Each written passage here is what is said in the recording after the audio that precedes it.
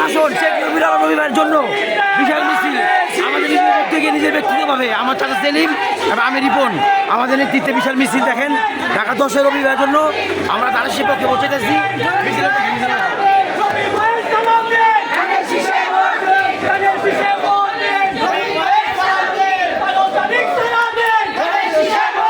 আমাদেরকে সার্বিক সহযোগিতা করেছেন রিক্সা শ্রমিক ব্যাংক কমিটির পক্ষ থেকে দীপু ভাই, হাফেজ ভাই, ফিয়ার আলী, দিলু ভাই এই চারজন আমাদেরকে সহযোগিতা করেছে এই মিছিলে।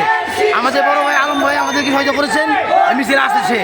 রবিবার জন্য তাদের সে পৌঁছেছে।